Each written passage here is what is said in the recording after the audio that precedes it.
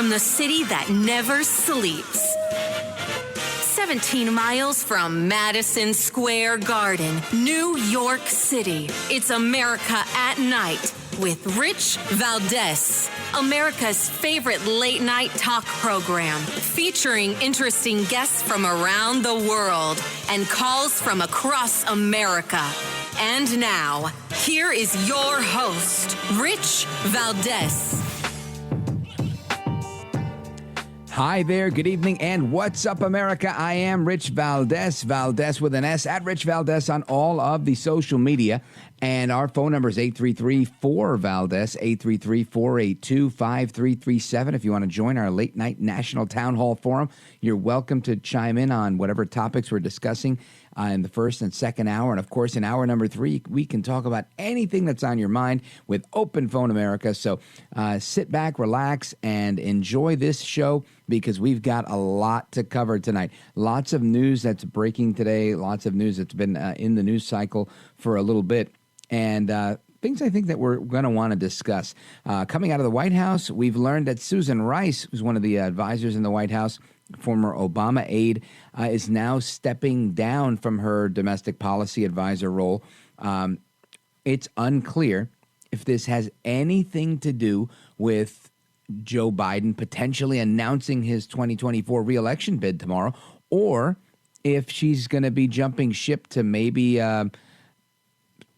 float the idea of a Michelle Obama campaign. We don't know about that. Of course, huge story of the day, Tucker Carlson, the 8 o'clock anchor on Fox News, is out, as is Don Lemon, or as I like to call him, Don Limon. Don Limon is out at CNN. He announced on Twitter that he was fired.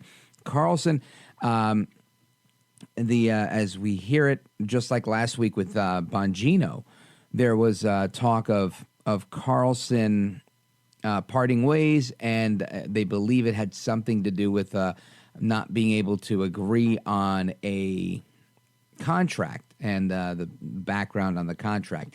Now, Carlson gave a speech for Heritage Foundation about a week ago or sometime last week, and we have some audio of that speech, and I want to play it for you. But before we do that, a lot of people are shying away from speculating and saying, well, we want to wait and see what happens. I'm not going to wait for anything. I'm going to speculate because it's what I do. And my bet here is that, like any business, Fox News made some missteps, I'm going to say. And the stuff that came out in the depositions with this case with Dominion, text messages and whatnot, seemed to me to have cost Murdoch and the Fox people a bunch of money. And I'm guessing they were happy to give out this money to make this problem go away. But at the same time, they wanted to hedge their bets and likely try and hold Carlson responsible one way or another, right? Whether it's saying, well, we're going to renew your contract, but for a lot less, or for this and that, or we want to build this into, revenue targets, or whatever it is. And again, this is my speculation, my theory, and that this is probably why they didn't get anywhere on this, because I'm guessing they wanted to recoup their money one way or another. Now, I think this is a miscalculation and a misstep on Fox News. Tucker Carlson's been in this game for a really long time, and he's been on multiple networks, and he stepped into the O'Reilly factor, right? The 8 o'clock slot on Fox News, which since its inception back in 1996, I believe, was hosted by Bill O'Reilly until he departed Fox News.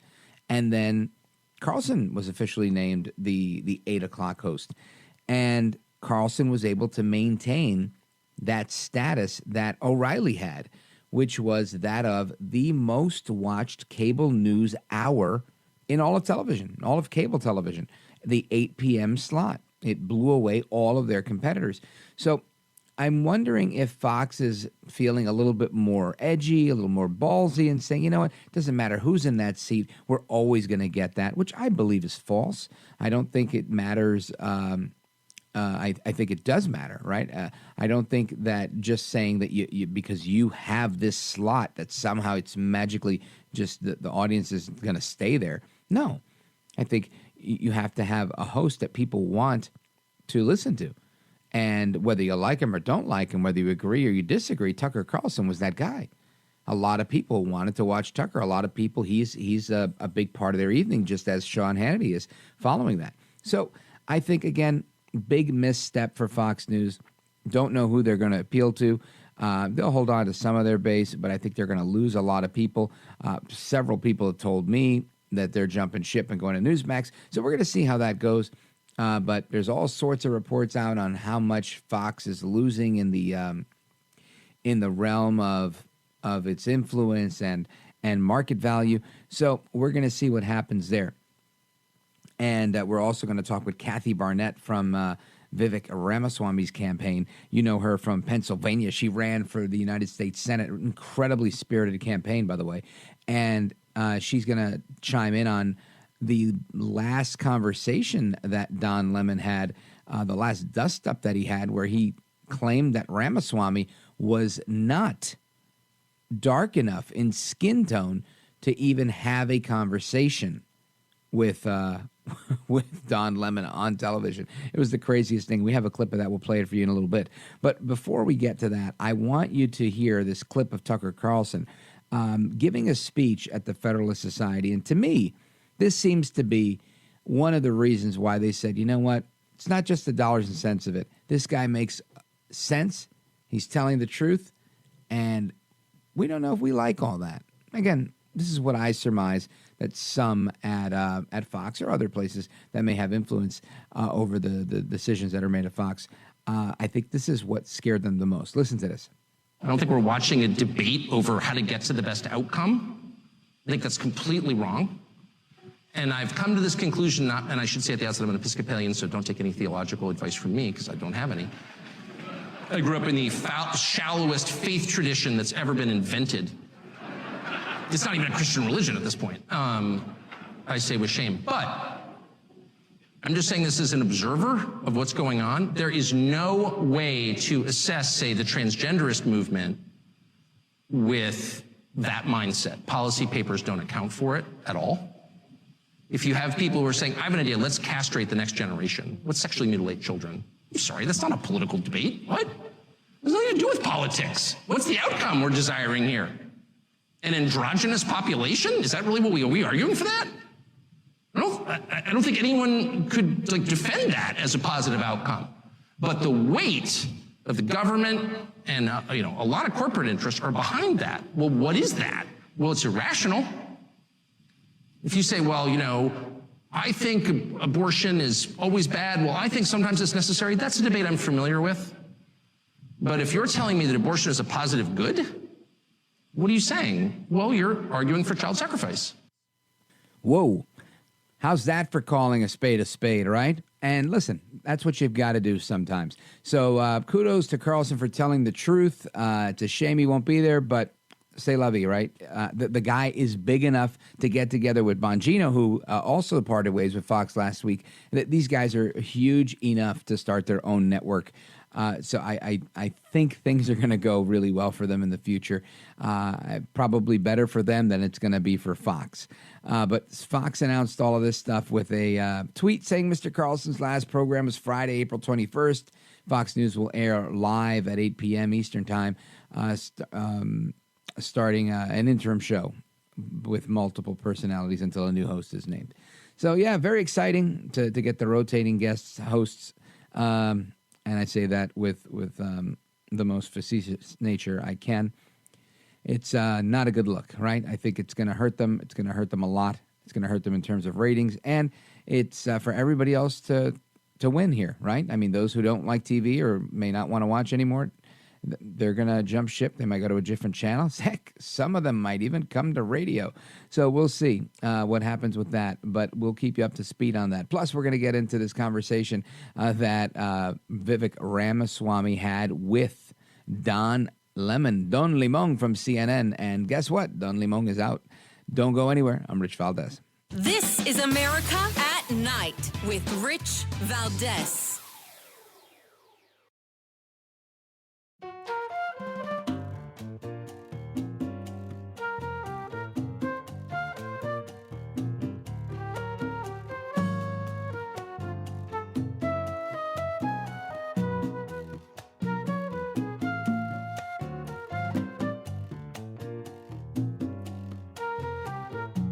America at Night with Rich Valdez.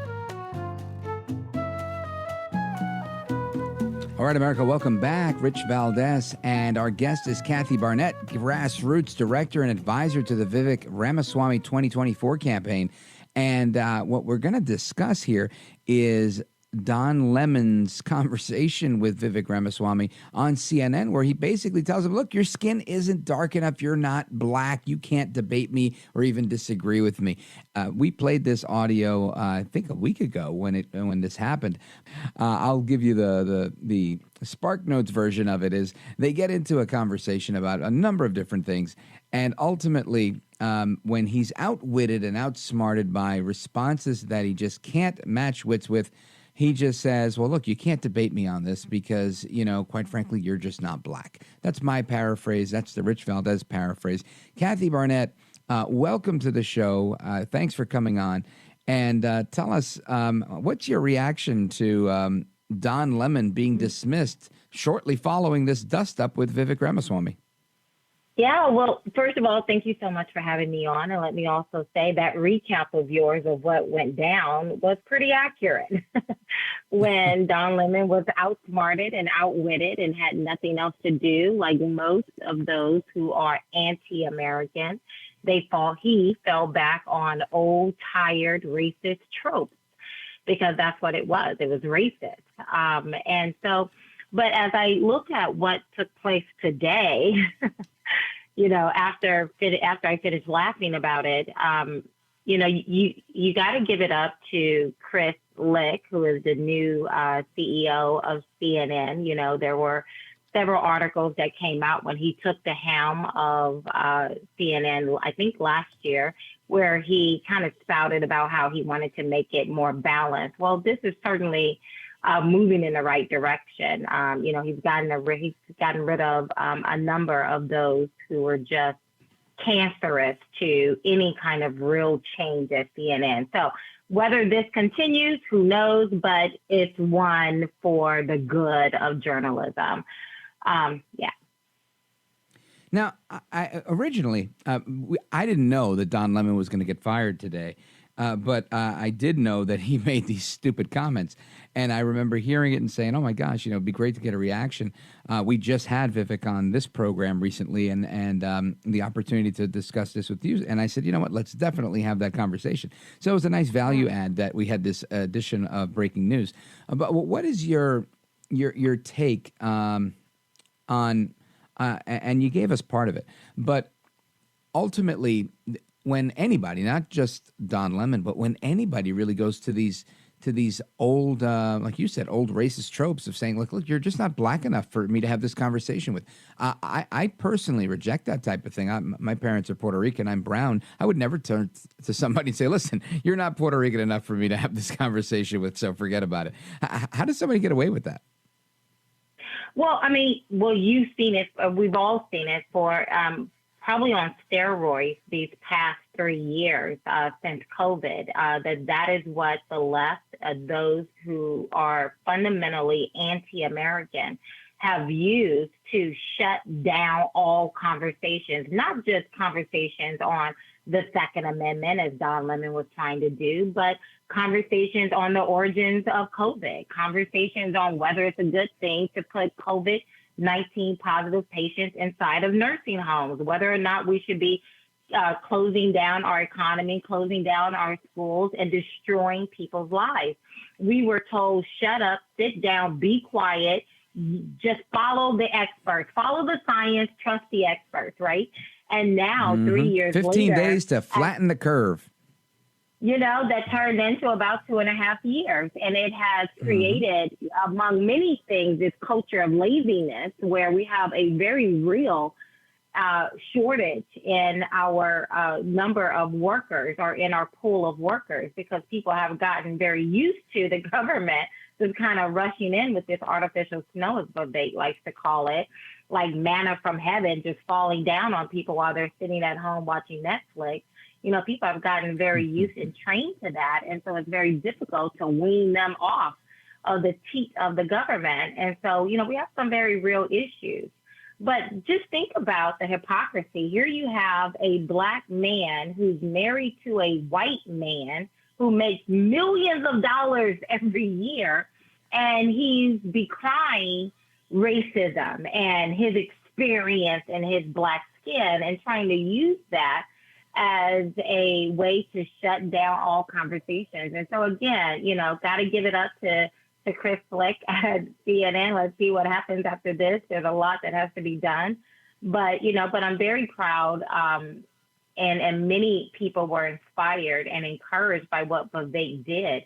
He had the courage to walk into the enemy's territory and, quote unquote, the enemy's territory, those who are fundamentally opposed to our American way of life, and go in and speak truth, speak logic, compete for the hearts and minds of those who listen to this, to people like Don Lemon on a regular basis. And look, he was, I think New York Times said because of Vivek, that was the last domino that fell. So bravo to Vivek.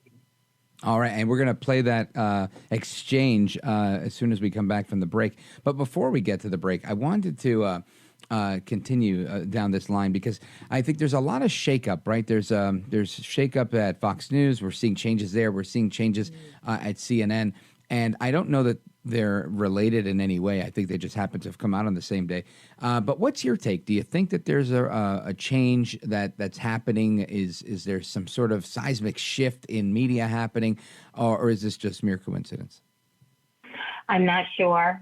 I don't have a crystal ball. I can't really tell you beyond, I'm walking through this just like you and looking at it and trying to understand, for some time now, when you look at Fox News, there has been a seismic shift in in the quality of their conservative values and the people who are on that station and them sharing and them espousing those particular conservative values.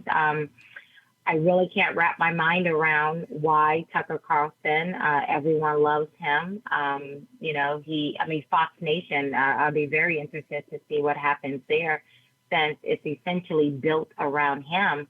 But going back to Don Lemon, I think, this was, if you look at a stack of dominoes, I think Vivek's interaction with Don was just the last domino to fall.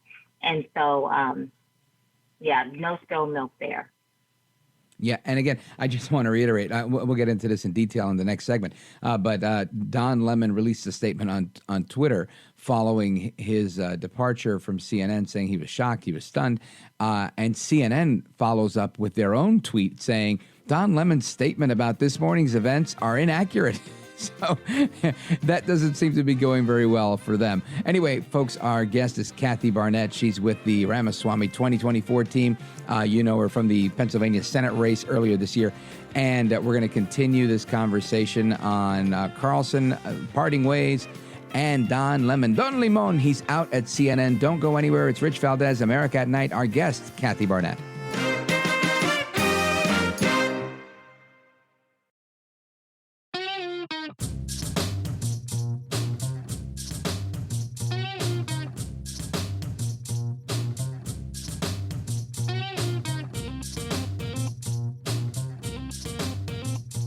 Well, thank you, Rich, and thank you for everything. I know you very well, and I listen, but I have a lot of people that listen, and they love your show, and I appreciate it very much. America at Night with Rich Valdez.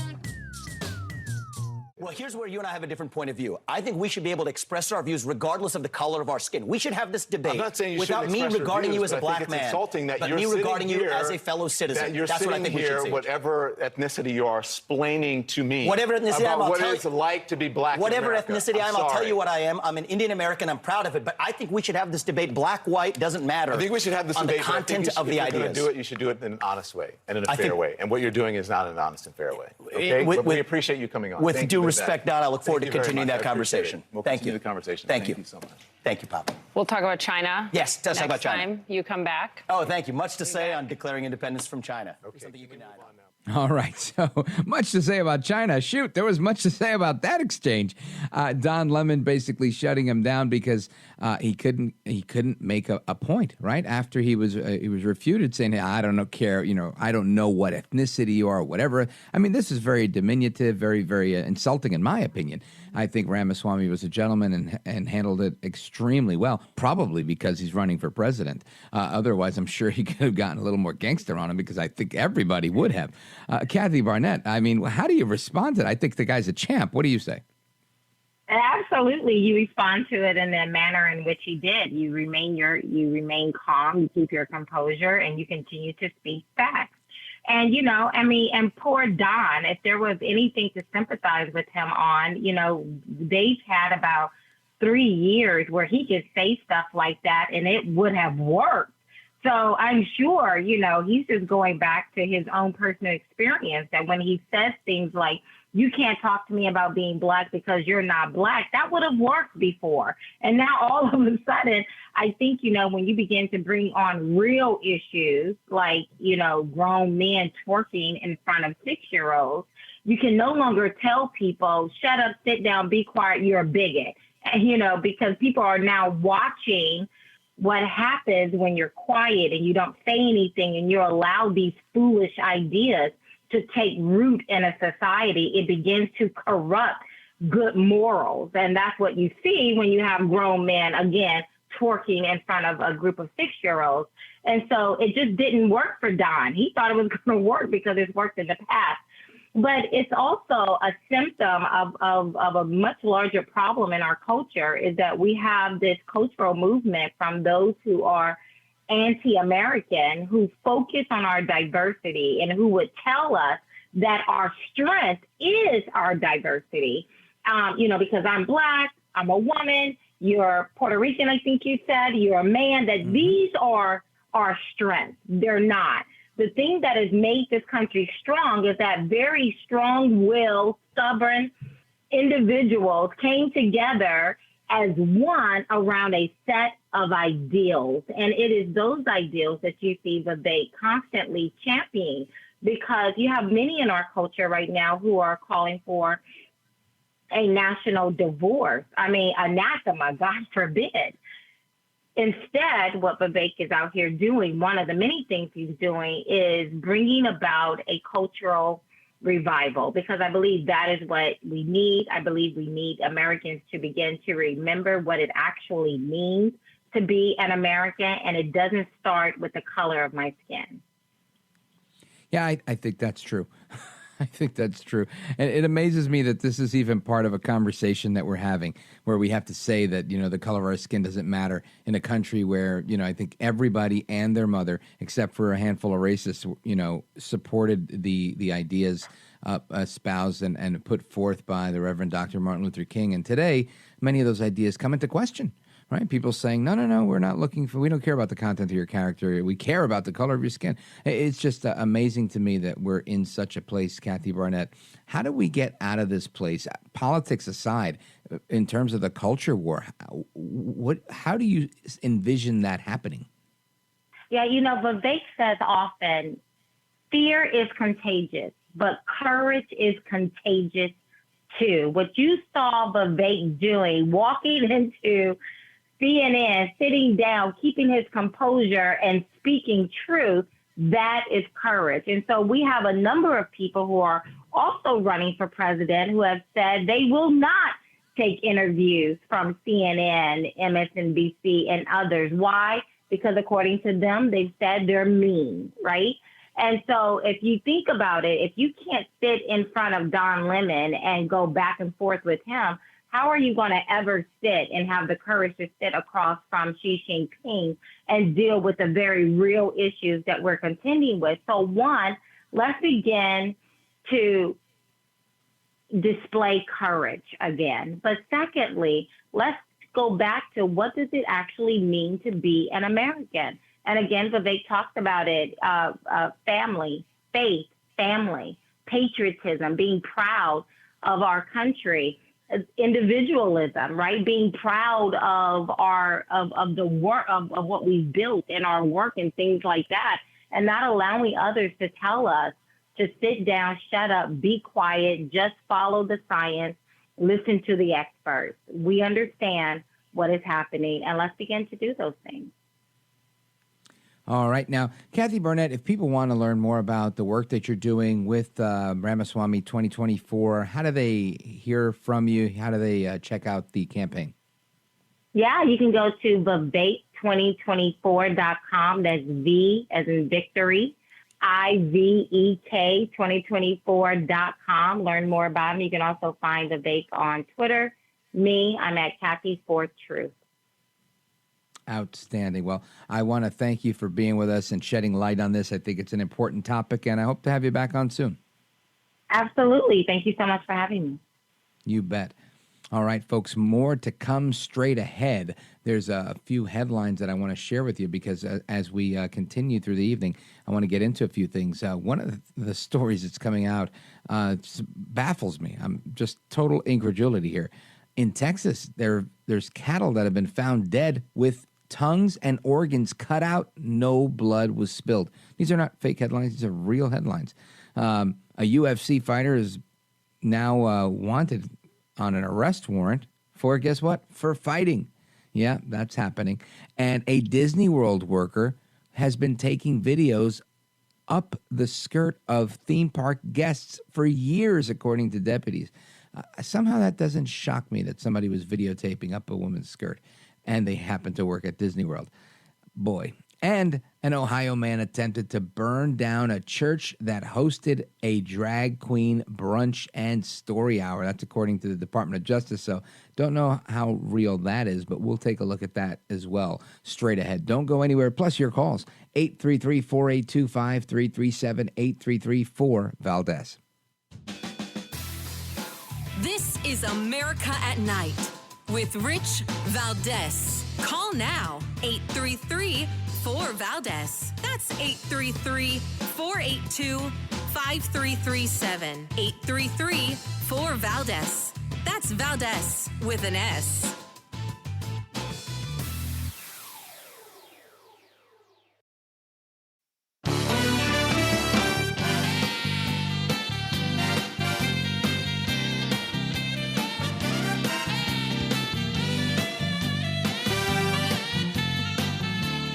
He's brown, he's bald, and he's breaking it down. It's America at Night with Rich Valdez. All right, so you got some Democrats that are taking to the airwaves to say, you know what, we absolutely have to regulate what's happening at Fox News. And because Fox and Tucker Carlson, they're inviting and inciting violence. Yep, that's not me saying that. That is my least favorite congresswoman from the Bronx and Queens, Alexandria Ocasio-Cortez, AOC, all out crazy herself.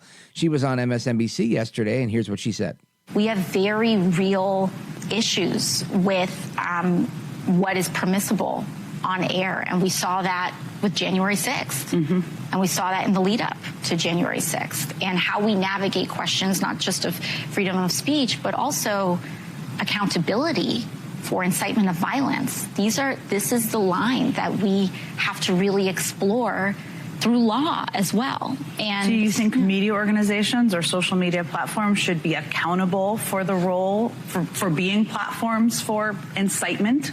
I believe that when it comes to broadcast television like Fox News, these are subject to federal law, federal regulation in terms of what's allowed on air and what isn't. And when you look at what Tucker Carlson and some of these other folks on Fox do, it is very, very clearly incitement of violence. Very clearly incitement of violence. And that is the line that I think we have to be willing to contend with. So there you have AOC, that she would be making Fidel Castro proud with her commentary on we need to police what the free press reports. Now, listen, I can make fun of the rest of them and the best of them, right? CNN, MSNBC, good old AOC, all out crazy herself, and anybody else they want to have on their circus and zoo. And I'm happy to go on the show if they invite me on, but they don't. But for her to sit here and say that we have to police these things, we have to make sure that we have to control what goes out on air. Now, yes, there's in terms of decency and whatnot, but when everything that you disagree with now is considered an incitement of violence, isn't that something? It's almost reminiscent of Che Guevara and Fidel Castro saying that everything that they stood for was good, and everything that the free enterprise economy, the free market economy, everything America stood for was imperialism and colonialism. And they still do the same thing today. Now, just because you say something is imperialist and colonialist doesn't make it so. And just because she says that Tucker Carlson's inciting violence because he says things like, we shouldn't allow our children to be mutilated, I tend to agree with that one. And it's just fascinating to me that that's where we are today, where we criticize our adversaries. I criticize my adversaries all day, every day. And I never say that they shouldn't have a chance to speak. In fact, I always say they should have a chance to speak, and they're welcome to call this program whenever they can. 833-4-VALDEZ. Let's go to Jim in Bowling Green, Kentucky, WKCT. Jim, welcome. You're on with Rich Valdez. Go right ahead. Rich, how you doing this evening? Happy Monday, my brother. Man, you just summed it up. Just what I wanted to say when I called in. Whatever happened, this country was founded upon debate. And when you start squelching an opinion just because you don't agree with it, when you try to regulate something that we say or think, where are we as a country? Yeah, and bad shape is where we are. Listen, Jim, I agree with you. I think we have to be able to have these conversations, which, again, people will from time to time criticize me and say that I'm soft, that I'm a decent guy, but I've got to fight harder. Listen, I believe in the conversation. I believe that it's okay for you to think what you want to think. Now, of course, there are lines, right? We have to draw a line when it comes to children. We have to draw a line on, many of us draw lines in different places, right? For some people, they're willing to have conversations on religion that go here, there, and everywhere else. Some people don't want to have those conversations on religion. And some do it on policy, some do it on politics. But I think we should have as much of these conversations as possible because we have to coexist with these people. So we might as well, A, know what they think, and B, have a conversation where we can get to a better place. I mean, there's a lot of people that are supporters of the program, fans of mine, that tell me, look, I'm an atheist. You talk about your faith and whatnot, and it doesn't really bother me, but I just, I think, you should allow room for more people to say what they want. And I tell them, call 833-4-VALDEZ. This is for you. You call, you share your mind, you say what you got to say, just like you're doing, Jim. And I appreciate your call because I think it's important that we have these conversations, and it doesn't have to end with, well, that's what's wrong with America. You're wrong with America. You're an effing a-hole, and, F you, right? That doesn't really solve a problem. That just creates more of a divide where we don't get to bridge that gap with a conversation, Jim. Well, and I mean, like me and you, we're on the same side, I think, probably, but we probably won't agree on everything 100%. Right. Nobody ever will. And that's what, to me, that's when you take away the debate, when you take away that conversation of what you're talking about, how in the world can we ever reach a middle ground? Exactly. That's exactly my point. People are always talking about getting back to a place of civility. That's how you do it. Right, is having these conversations. Now, some things are non-negotiable, right? Like trying to change a child's gender, brainwashing a child, having this mutilation of body parts, and what they want to call, we call mutilation, and they call gender affirming care. These are debates we should continue to have because there's going to be no middle ground, right? The middle ground for me is if you're 18, 19, 20 years old, 21, 25, the older the better, and you decide that you want to be the opposite sex, then there should be a course of action for you. But before that, no, that shouldn't happen. It shouldn't be encouraged in school. It shouldn't be hidden from parents. I think that's a big defining issue in our time, and I agree with you. We have to be able to have all conversations freely, but there are some that are frankly non-negotiable, and we're not always going to agree. You're right, Jim. Well, like I say, and I don't know. What I hate about where we're at in this country right now is there's such an extreme from the left to the right that if we can't talk, then people are ready to fight. And we've got to get a middle ground somewhere. I'm with you. There's certain things I'm not compromising on. You're not taking my guns. You're not taking my right to speak. And you're not going to force me to believe something that I just don't believe is right. Right. And there is a time to fight. I agree. I think you have to fight for the rights that we have, right? Certain constitutional issues are not up for debate. They're not up for grabs. They're not even in question. You might question them, but I'm not, right? The Supreme Court's pretty clear. The Constitution's pretty clear. So, yeah, I'm with you on that one, Jim. I think you're 100% spot on that one. And we have to encourage the conversation and the civility and see where that goes, because otherwise, where are we, right? Like you said, where are we as a country? Excellent call, Jim. I appreciate the conversation. I'm looking forward to speaking with the rest of you. 833-4-VALDEZ, 833-482-5337. This is America at Night with Rich Valdez.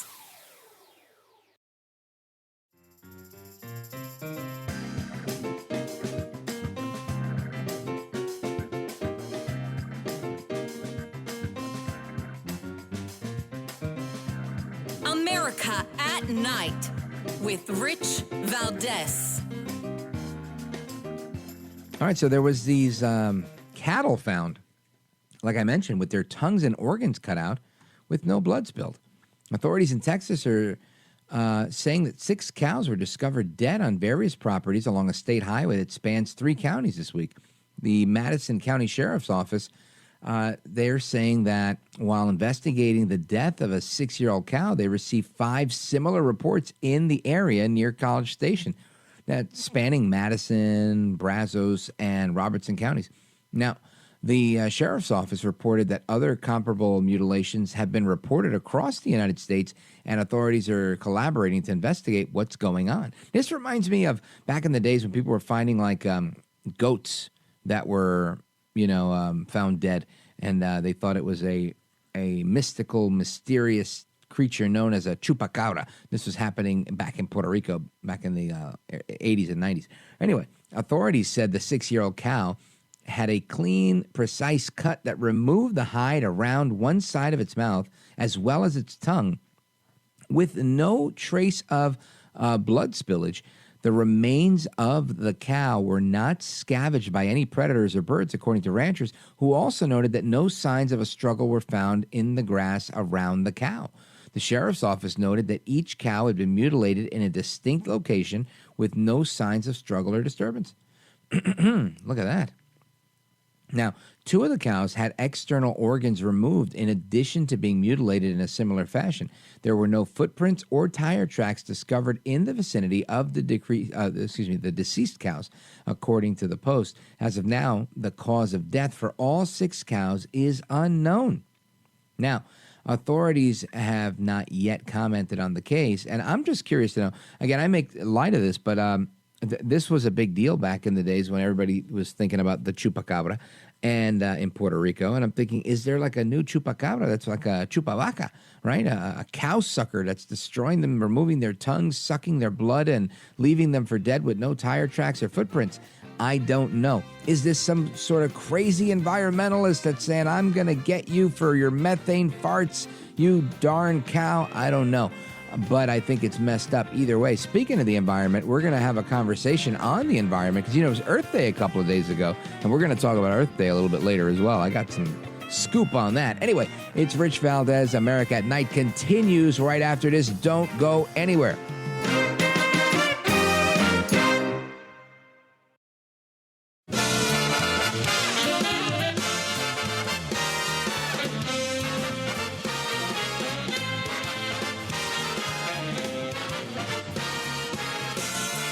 Live from the city that never sleeps.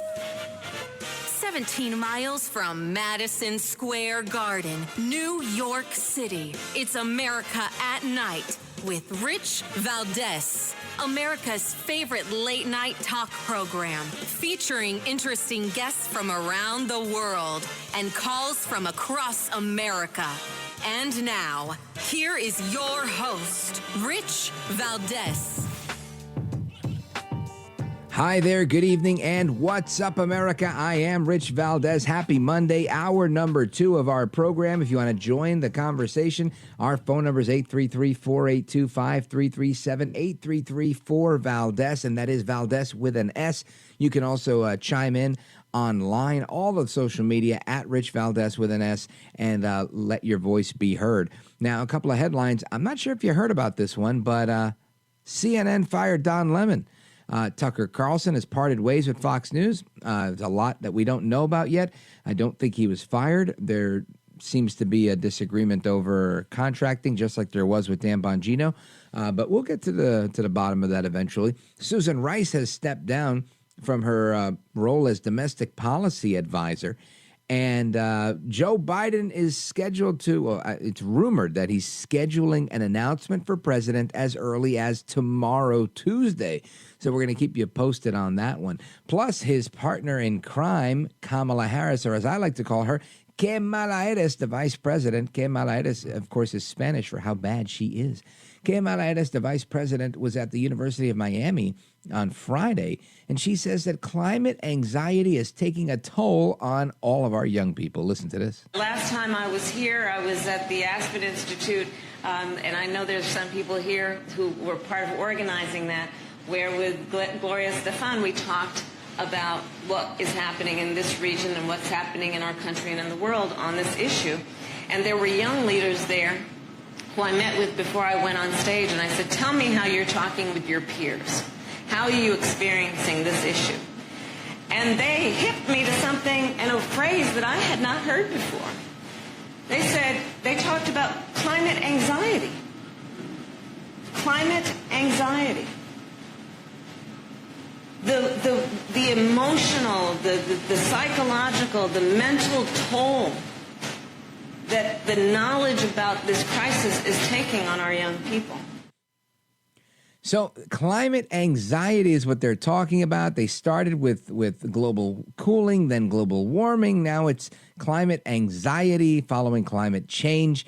Gregory Wrightstone is a geologist and the executive director of the CO2 Coalition, and he's with us to talk about this. He's also the best-selling author of Inconvenient Facts, the science that Al Gore doesn't want you to know. Gregory Wrightstone, welcome to the program. Oh, very good. And I am your counselor on climate anxiety, and I will counsel you through this. In fact, we put a billboard up on the Pennsylvania Turnpike. Some 60,000 people last year went through it every day, and it said, "Sleep well. There is no climate crisis." And what we do, the CO2 Coalition, is some 125 of the top scientists in the world that disagree with this notion of the so-called climate consensus of man-made catastrophic warming. And what we find are that the science, the facts, and the data tell us that in fact, Earth's ecosystems are thriving and prospering, and the human condition and humanity are benefiting from modest warming and increased CO2. We tell of a story, and it's very, very well backed up with science, facts, and data of a prospering planet, of a humanity that's prospering because of this. And what we do is celebrate the increase of CO2 and its many benefits. And as you know, if you remember back to middle school, you probably did science fair projects. You probably put a green bean or something in a little styrofoam cup on the windowsill, and you planted it and it grew. And it was, you learned about photosynthesis, and you learned that water, sunlight, and carbon dioxide are all equal contributors to the growth of plants. And what we're seeing is that the increase of CO2 that we've seen since the Industrial Revolution is just turbocharging plant growth from the near polar regions to the equator. Almost every ecosystem on Earth has been benefiting from increasing carbon dioxide. And this is the demon molecule that they're preaching against. They're saying that we call it the miracle molecule, carbon dioxide. They're calling it the demon molecule because they say it's leading to catastrophic warming. And there's so many things that we can show that they're just wrong about this. And in fact, instead of catastrophic consequences that are occurring, we see huge benefits. But Gregory Wrightstone, how could it be if we have all these increases in these crazy weather things like droughts and heat waves and tornadoes? All of that is the fault of my SUV. It's a gas guzzler, isn't that right? Well, if that were occurring, perhaps we could argue that. But the fact of the matter is, let's take a look at tornadoes to start with. The largest F3, F4, F5 tornadoes have definitely been in a strong decline for the last 30, 40, 50 years. They're not increasing, they're declining. We see that extreme weather events are also in decline. We see that extreme weather-related deaths have declined some 98% over the last 100%. Yeah, 100 years. 98% decline in extreme weather-related deaths. Now, granted, a lot of that has to do with better reporting, better predictions, better forecasts. You know, we hear there's a tornado coming. Get into your basement. Get in there now.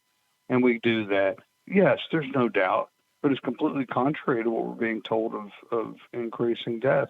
We see that the other thing we look at is heat-related mortality, temperature-related mortality. We find the largest study of its kind by Antonio Gasparini looked at 74 million temperature-related deaths. He found that, and it was not just him, but there was a team of worldwide physicians, found that 20 times as many people die from cold-related deaths as heat-related deaths. 20 times as many people died because of cold than heat. So what does that tell us? Global warming saves lives. And it does. It just does. There's a recent report, the EU looked at it, and they said, well, and the headline was, global increased heat is going to kill X number of people. And that's true. More heat, if we have more heat-related events, more people die from the heat. But the big story that went unreported was there were some 12 to 15 times as many people that would be spared from cold-related deaths because of that. And that's what they do is they manipulate the data to present this notion of a climate Armageddon is coming because of our climate excesses, and there's just the facts just don't support that.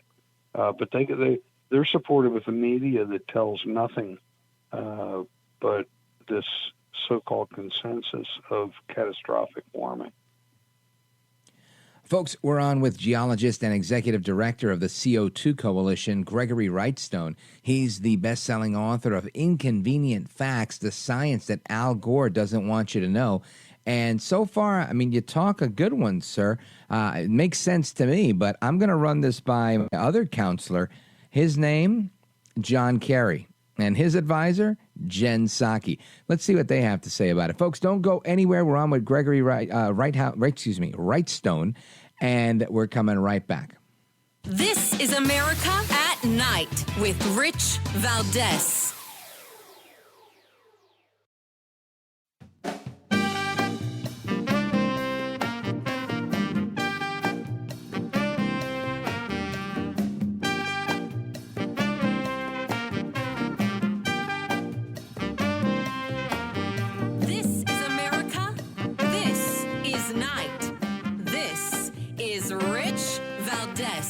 In a recent NBC poll from August, voters rank climate change as the 5th most important issue. Can you make the case for it being number 1? It's getting hotter.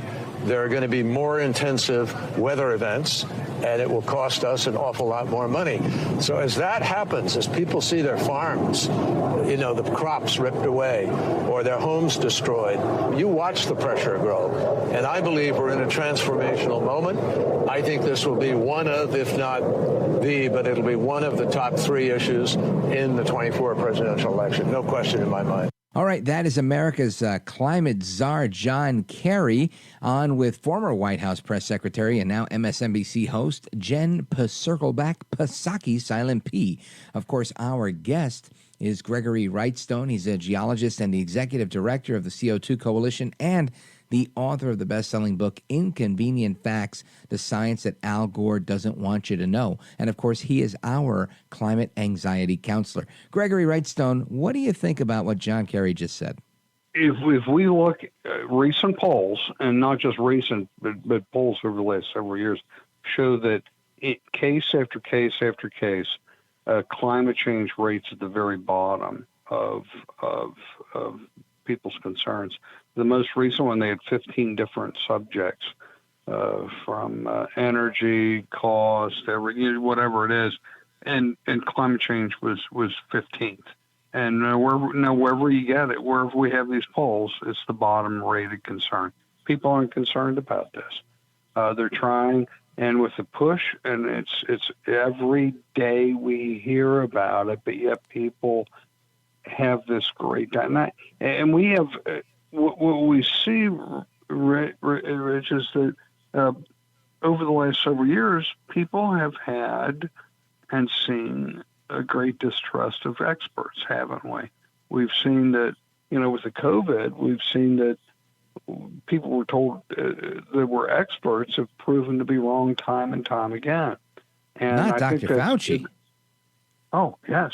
And exactly. So we're seeing that they're talking about this consensus of scientists. Well, people are doubting that, and we provide the science, facts, and data to dispute that. The big thing, we just sent out another email today concerning. Well, there are a number of things. We send out weekly newsletters. So if you go to CO2Coalition.org, CO2Coalition.org, you can sign up for these. These are my goal for our newsletter. It's one a week, is to provide information that you're going to go and you're going to get it. You're going to say, "Huh, I didn't know that. Isn't that interesting?" And today's email we sent out, we talked about that they're warning about that if we cross this threshold of 1.5 degrees of warming from pre-industrial society temperatures, we'll then plunge into these climate catastrophe events. Well, we've already warmed 1 degree, okay?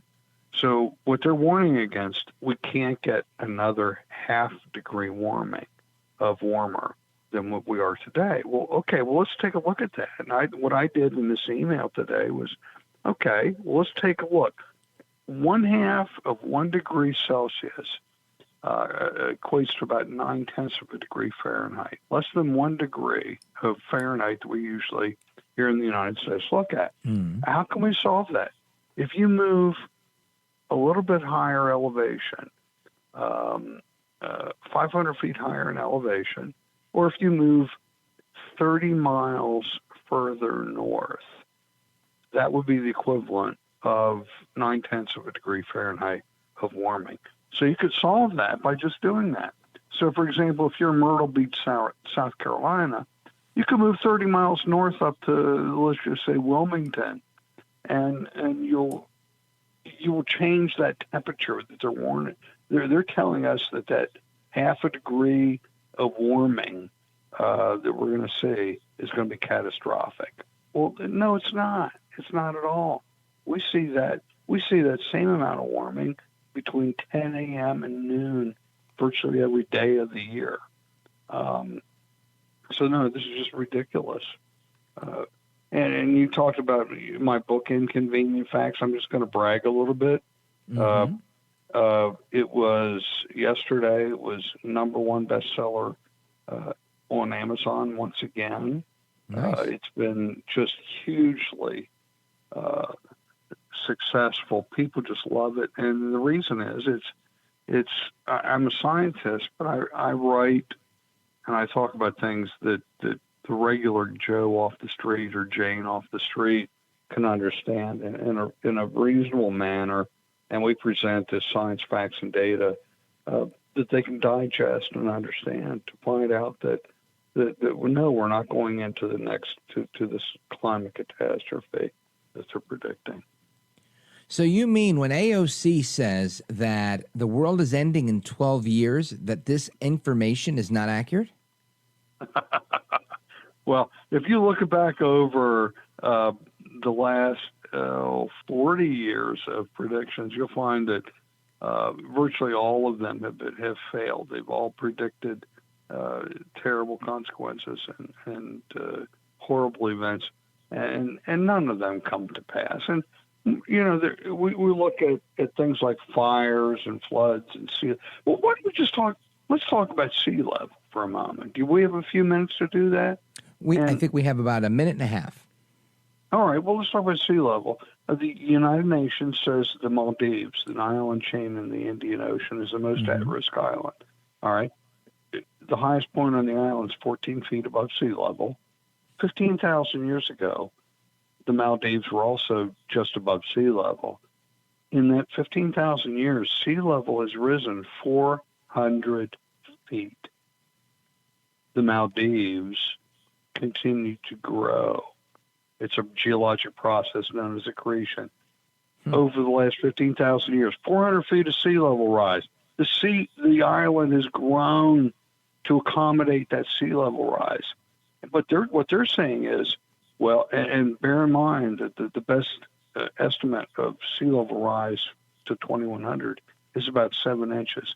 Well, they're saying just think about this. They're telling you 400 feet of sea level rise didn't put the Maldives underwater, but the next 7 inches will. You know, you better be careful. And no, the same geologic processes known as accretion will continue to occur. And also the Maldives there are 14 seaside resort complexes being constructed right now in 3 airports, all funded by equity companies and insured by a multinational insurance. So they're not planning on going under anytime soon. Exactly. Gregory Wrightstone, geologist and author of Inconvenient Facts, The Science Al Gore Doesn't Want You to Know. Pick up 2 copies of the book so you can debate all your liberal friends. Doc, thanks for joining us. I appreciate it. Thank you. You bet. All right, folks, more to come straight ahead. While you're picking up that book, we're getting ready to discuss Earth Day. And who shares a birthday with Earth Day? Vladimir Lenin.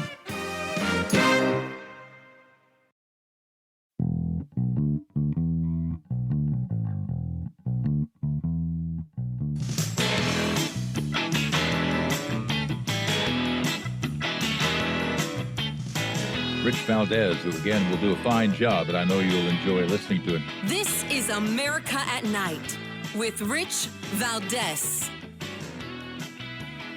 All right, America, welcome back. Now, right before the break, I gave you the answer to the trivia, but I was supposed to tease it with just a question, so I let the cat out of my own bag over here. But listen, I was supposed to say, now what historical figure shares a birthday with Earth Day? And I was supposed to leave you hanging, and then we come back and I give you the big whopping punchline here, and it's, Vladimir Lenin shares a birthday with Earth Day.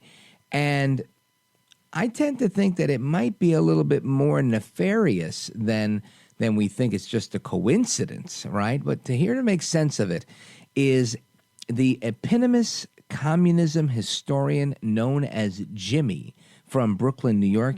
If you're an avid talk radio listener, you've heard him on talk radio programs for more than 30 years.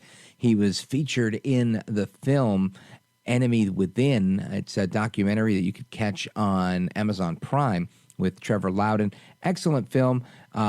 and he's an excellent scholar when it comes to communism and the history of it. Jimmy from Brooklyn, welcome, sir. Oh, I love that intro. Thank you. You bet, Jimmy. Go ahead. Yeah, no, go for it. Your instinct is right about Lenin's birthday.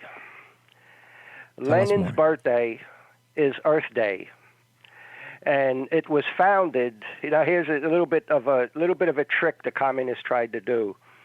Gaylord Nelson was at an anti-war protest with his friends from the KGB front group Institute for Policy Studies.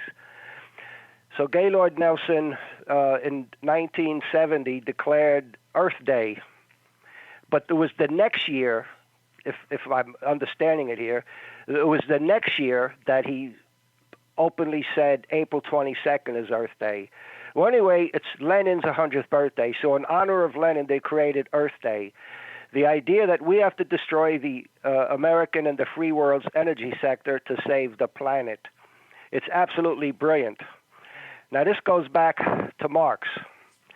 Basic Marxism, just like in Christianity, there's different parts of Christianity, but the basics are pretty much in agreement.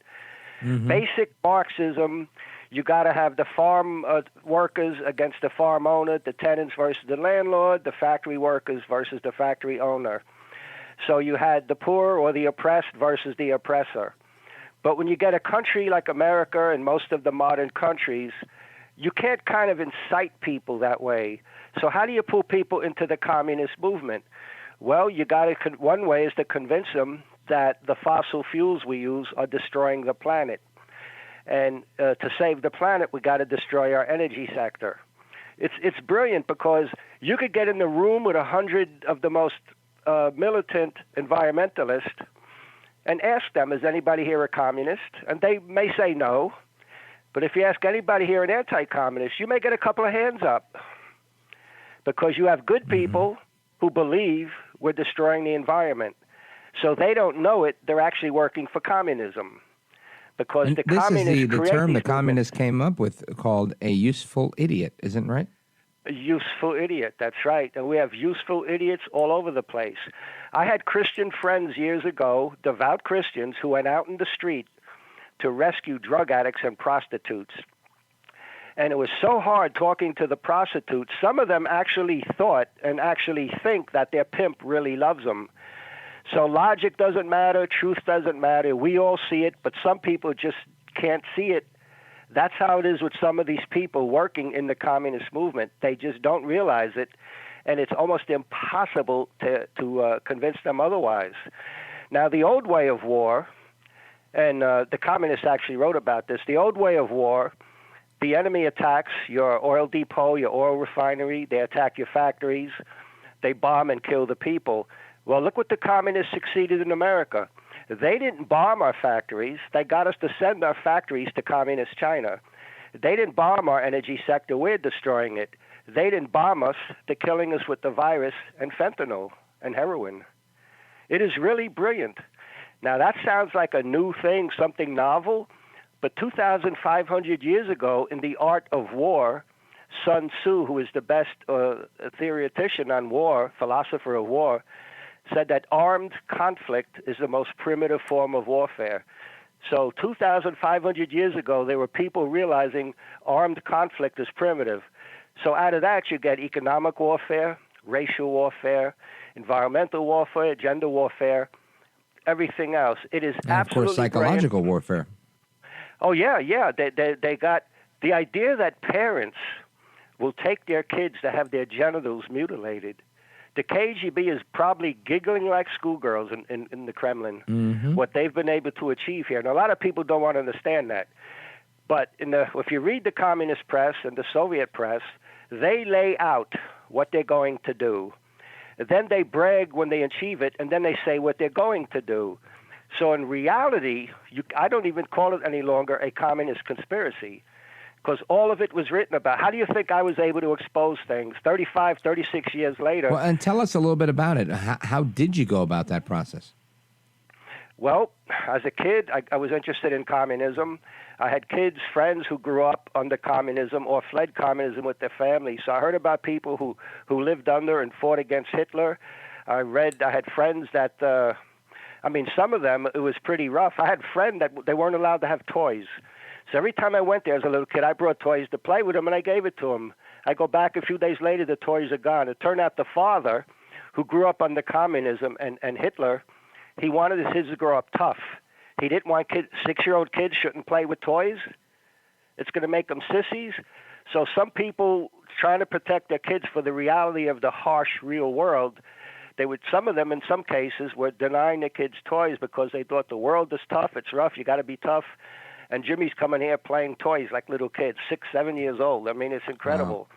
Wow. So that got me really deeply interested. And then I started seeing communism coming around me. And then with the Vietnam War, all of a sudden I saw people moving into lower Manhattan who weren't from here. And they were opening little storefronts, and they were communist openly. So that got me really involved. I started going to meetings. I heard them talk about what they want to do with American youth, politicize, radicalize, militarize. And the goal is to do that to minorities. That's not Communist Party. That's some of the communists, like the college students, that level. They work on all levels. It is absolutely brilliant, and I'm amazed that nobody sees this as an interesting area of study. People will spend their life studying sharks. It's interesting. Growing flowers and how they pollinate, that's interesting. Yeah, there's a whole week for sharks. Yeah. And I'm not into sharks, but I watched Shark Week, and I enjoyed it. But see, it doesn't make a difference for me one way or the other about sharks. What I studied is something that's going to affect all of us, whether we want to or not, whether we care or not. You can't hide from the communist movement. It's all over the place. We are now what I think could be the final push. We are really that close. And Earth Day, let's get back to Earth Day. Well, before we get back to the final push and Earth Day, I just want to remind everybody we're on with Jimmy from Brooklyn. He's the eponymous communism historian from Brooklyn, New York, and he's breaking it down for us. We're going to continue with him, plus your phone calls straight ahead. Don't go anywhere. I'm going to get to your calls momentarily.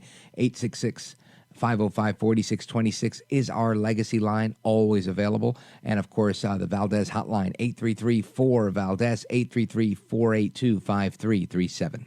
This is America at Night with Rich Valdez.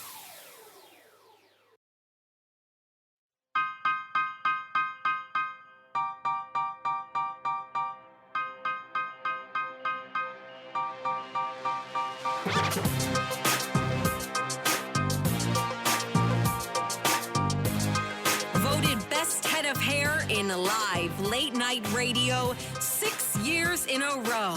It's Rich Valdez.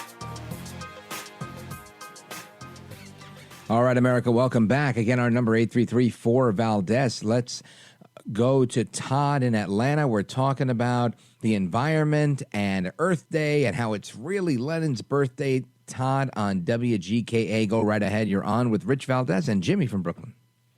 Hey, Rich, great guest tonight, especially Jimmy. I just want to say that, Marxism is political Satanism, and he's right on point about what's happening in our country. And fear is mind control, and all this stuff they're doing with the environment. It is astounding because I keep asking why nobody wants to talk about that little yellow ball up in the sky called the sun. That is what gives us the miracle of photosynthesis. They've been studying it, with satellites since the 1960s. I mean, there's like magnetic pole reversals and coronal mass ejections and a waning magnetosphere. I mean, it's just, the way the sun affects the environment is so profound, and it's never part of the equation, because I know that, these same experts that tell us that Bruce Jenner is a woman are telling us that, CO2 is poison. And, on John Kerry's private jet, he's got champagne bottles and cans of cola that are loaded with CO2. So why are we consuming it if it's poison, right? And if Jeff Bezos, these billionaires want to help the environment instead of day tripping into space, maybe they could plant millions of trees and plant millions of seagrass in the oceans. It seems so simple to me, but like I say, fear is mind control, and it's a communist plot, and this is the greatest show on the radio at night. Oh, man. Well, Todd, you're very kind. And, you know, there's a saying that daylight is the best disinfectant. And when you drop those pearls of wisdom like you just did, the facts have a funny way of messing up fiction. and that's ultimately what we get from so many on the left. So I appreciate what you're saying and your thoughts. And excellent point. Let's not forget about the sun. There's a lot to look out for. Big shout out to everybody listening on WGKA. Thank you, Todd. Now, Jimmy, we left off with the going back to Earth Day. Let's pick up where we left off. Yes, it was the guy when I mentioned Gaylord Nelson. He was a senator, and he was working with people from the tax-exempt KGB Front Group Institute for Policy Studies. So working with them, he's in that circle. Now, one of the founders and leaders of this tax-exempt KGB front group was Marcus Raskin, whose son is Congressman Raskin, who's trying to topple MAGA. We are in the middle, we're past the middle of a communist revolution here. Now, the old way was, according to communism, is workers led by their Communist Party, okay? So it's everything is Communist Party. Workers led by their Communist Party are the driving force of history. Well, they broadened that because there's not enough. We have a good, big, strong middle class. There's very few workers that are in harsh conditions. I mean, we have unions. We have all kind of things that kind of, smooth the sharp edges off the wheels of capitalism.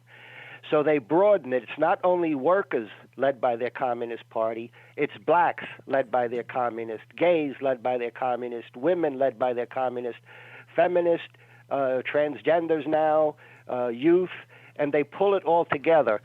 If you go to an Italian restaurant, you've got a selection. They're communists too?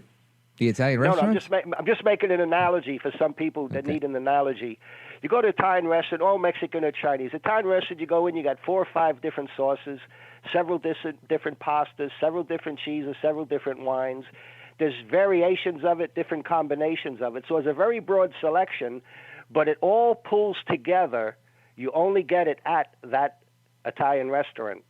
That's what the communists did. They made a broad selection of various movements, all led by communists, all organized, controlled, and well thought out. And then it's all pulled together when you vote. When you vote the Democrat Party, that's how you're getting it. A Soviet-trained leader of the American Communist Party, Gus Hall, said the best way to help the cause of communism is through the liberal wing of a Democratic Party. They've got control of the party now. I can Gus tell Hall, you. Just let's back up. Gus Hall is the gentleman that ran for president on the Communist Party USA ticket. Is that right? Right. And on America's 200th birthday, John Brennan voted for him. So John Brennan, who headed the CIA and was working against Trump, John Brennan voted for the Soviet guy running for president in America on America's 200th birthday, 1976. This stuff is so deep, and it's not a secret. This is all public information, but who reads obscure communist stuff? I do. Soviet stuff. I read the Chinese. I read the Chinese papers. You know, when China first became communist, it was called Soviet China. So now people are saying, oh, Biden is pushing Russia into China's arms. China, Russia, America, Iran, they've been connected for 100 years through the communist parties in Russia, China, America, and Iran. So whoever is the president, who's ever the leader, whether it's the Shah of Iran, who is pro-Western, or the radical Islam now, all these countries, all the countries all over the world have communist parties in them. And that's in the communist publications. It's in Soviet publications. So all the communist parties worldwide, there's only one communist party that organizes them, meets with them, and publishes publications in every language and sends it to every country around the world. That was the Communist Party of the Soviet Union. So the Soviet Union supposedly collapsed, but before they supposedly collapsed, in their publications, Gorbachev and them said, we're going to take away the image of the enemy, meaning the communist threat, and that will strengthen the socialist forces in the capitalist countries. Years later, you see it now. Canada, communists have pretty much in control. Here they have pretty much control. The Mexican president, communist. in 1990, remember, the Soviet Union was supposedly collapsing 89, 90, 91. That's when the changes were coming. So in 1990, there was a big meeting, Sao Paulo. I'm not sure if I'm pronouncing that right because it's Portuguese. Sao Paulo, Brazil. So the communists met. You had the guy who's the president of Mexico now. You had a couple of other people, presidents of Latin America, and they organized this. There's a rumor this current pope attended that, but I can't find any proof of that. So as communism was supposedly collapsing, they were being strengthened here. Obama got into the White House, right? Obama's mentor was a Soviet agent named Frank Marshall Davis, who was on a special list to be arrested immediately if we had war with the Soviets. A woman named Alice Palmer, attended the Soviet Union convention. Listen to this, 1986, the 27th Congress, Communist Party, Soviet Union. Alice Palmer from Chicago attended that event and came back to America praising the Soviet Union. And then a few years later, she gave up her seat to Obama. Obama was groomed for this position. And so we defeated communism, but now look what's going on in America. It's rearing a new head in a new way. Jimmy, stand by. We've got a couple of minutes left with you right after this break. 833-4-VALDEZ. This is America at Night with Rich Valdez.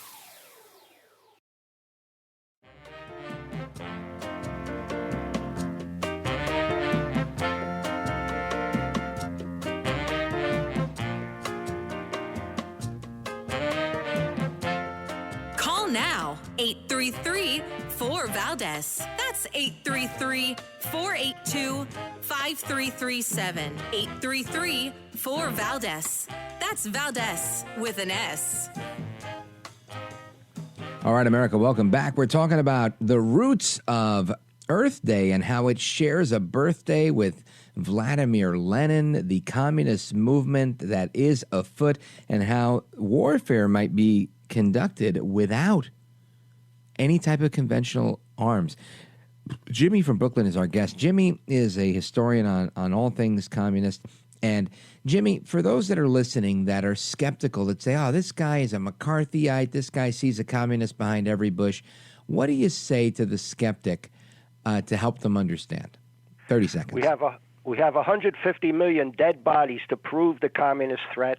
The communists brag about what they've done. They toppled the Shah of Iran. The Shah was like a king. Iran was a stable pro-Western country. The Communist Party of Iran toppled the Shah. Ever since, Iran now is basically a Soviet puppet. Iran is a proxy of Russia. Iran has proxy terror groups all over the world. While they were toppling the Shah was working with the Soviets and the UN, celebrating the Soviets publishing research on ancient Iran. So the Shah was working with the people who were trying to destroy him. Absolutely incredible. And the Shah was aware of communism but still got fooled. I worry about Trump thinking the Chinese and Russian leader like him. They don't like you. They're trying to destroy us. I don't think he thinks they like him. I think he says, I get along with them. I think he realizes it's one of those relationships that matters. Jimmy, I want to thank you for joining us. Very, very excellent education. We've got to do it more of it, Rich. You bet. We will. And, folks, your calls and more coming up. It's Open Phone America. 833-4-VALDEZ. Don't go anywhere. Don't move a muscle.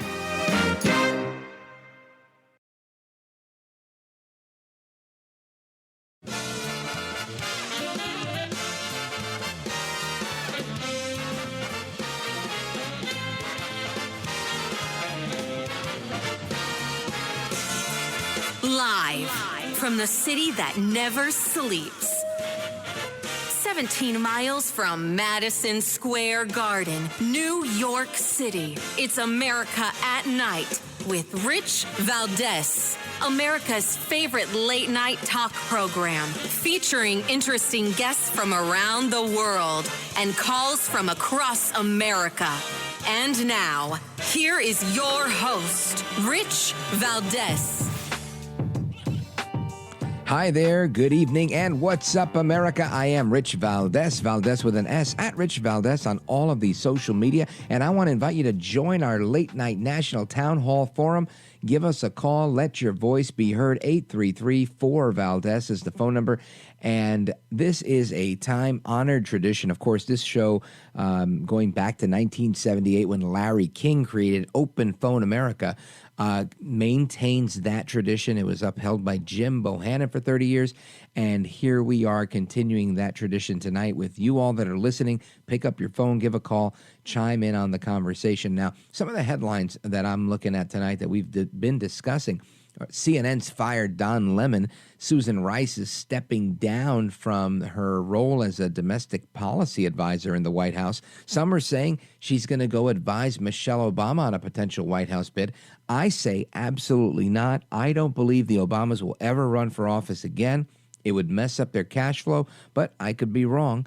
And the New York Times is now admitting some concerns about Biden's age and saying that these might be legitimate concerns. Meanwhile, you've got House Democrats that continue talking a lot of jazz about just about everything as we get closer and closer to the debt ceiling. And there's a report from the New York Post, Miranda Devine, saying that Hunter Biden might be hiding out at the White House to avoid legal papers from his baby mama, who's been suing him over child support, and they sued her back so that the kid doesn't have the Biden last name. And it's just been an ugly thing. Even I think Newsmax reported over the holidays that they hung stockings for every grandchild except that grandchild that was fathered by Hunter and an exotic dancer. So interesting stuff going on there. Now, there's other news. There is NBC News and Yahoo News are reporting a shortage of the popular drug Adderall, which is used for ADHD. It's a medication that's leaving some parents in limbo, wondering if they're going to have pills enough, the ones that they need, to help their children and their loved ones. Now, experts say that shortages of medication aren't very rare. It happens all the time.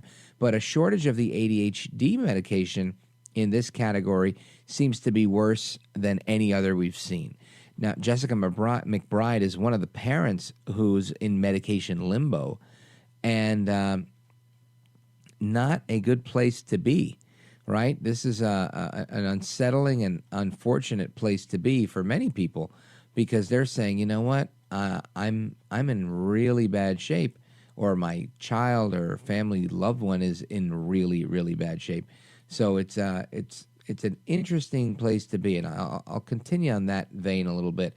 I also wanted to jump ahead a little bit because there's also some conversation from Alan Brown. He's an ADHD expert from the website ADD or Attitude, and that looks inside the ADHD mind. And there's been a look at men with ADHD and how some of them go through what they call emotional dysregulation, anger, and shame. Now, I happen to be an adult man with ADHD, and I don't know that I probably do go through emotional dysregulation. I don't get too angry, and I'm definitely not ashamed. But interesting to see how this plays out, because I could see how that could play out if you don't have a grasp of this stuff. But I want to get into this topic a little bit, because I think it's important for us to know what's going on with this, because I think there's not enough attention being given to this topic of an Adderall shortage. And I think oftentimes we kind of take these things for granted. So if you're a parent or loved one or anybody like that is dealing with this Adderall shortage, let me know. Give me a call, 833-4-VALDEZ, because I want to jump into that topic a little bit. But it's we're about 7 months into this national shortage of Adderall, and you've got pharmacists that are, constantly advocating for their patients, and people are going to different places to get it, to fill it in different pharmacies, and all because they're saying they just didn't make enough. And apparently everybody realized they needed Adderall when we were all home because of COVID-19, right? They said, we're going to shut everything down. All of a sudden, everybody realized, my gosh, I'm so distracted. Now, I can only imagine that there's people that are abusing, and then there's others that might be confused. And then, of course, there's that underlying group of people that absolutely need Adderall to function. Now, full disclosure, while I do have ADHD, I don't use Adderall ever.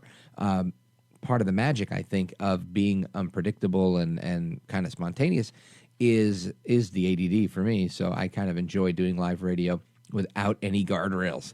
I don't know what life is like. Once I tried ADD medicine, and the quote I'll leave you with is, it was interesting to see what normal was like for a little while, but definitely not something I'm going to do on a daily basis. Now, the FDA first confirmed this nationwide shortage of Adderall in October after there was a huge surge in demand for the ADD drug with the coronavirus pandemic. Supply problems have improved since then. However, pharmacies say they're still unable to keep the drug or enough of it, even the generic, in stock. The supply problem obviously means people who need this ADHD drug are forced to turn to different medications or wait several weeks to get their prescriptions filled. Here's a quote from the owner of K Pharmacy in Grand Rapids, Michigan. We mainly receive calls from people asking if we have the medication in stock, and we have to tell them that we don't, said Mike Kozler, because the shortage has hurt his business pretty severely financially, because he doesn't have enough supply for his regular customers, forcing the people that are, trying to become customers to seek the drug elsewhere. So my question is, A, have you been going through this? And B, what do you think Biden's going to do to alleviate this? This is just one ailment that affects kids in school, adults at work, you name it, and whatnot. There's also Ritalin that has always worked historically, and maybe not as well as the other brands, but that's also in short supply. So people are frustrated, people are worried, people are very concerned, and it makes sense to me, right? Anyway, we're going to get to your calls and more straight ahead on this and all of the other topics as well. We talked about communism, we talked about Stalin, we talked about free speech, we talked about so many things tonight, and I want to get to your calls on all of them. So give us a call, 833-4-VALDEZ, 833-482-5337. This is America at Night with Rich Valdez. Call now, 833-4-VALDEZ. That's 833-482-5337. 833-4-VALDEZ. That's Valdez with an S.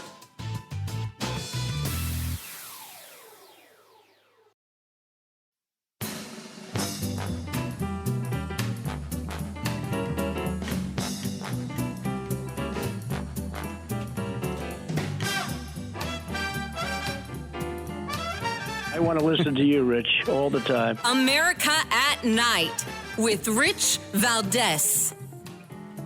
All right, we're going straight to your calls. We've got calls from Michigan, South Carolina, Cleveland, Ohio, West Virginia, all over the country. Let's go to Kim. She's in Michigan, listening on KDKA Online. Kim, welcome. You're on with Rich Valdez. Go right ahead. Hi, Rich. Thank you. I enjoyed listening to Jimmy, and I don't think he was paranoid. I think he was exactly right that when the communists have gone a roundabout way. And I heard on one of my conservative shows, 5-10 years ago, I told a relative about this.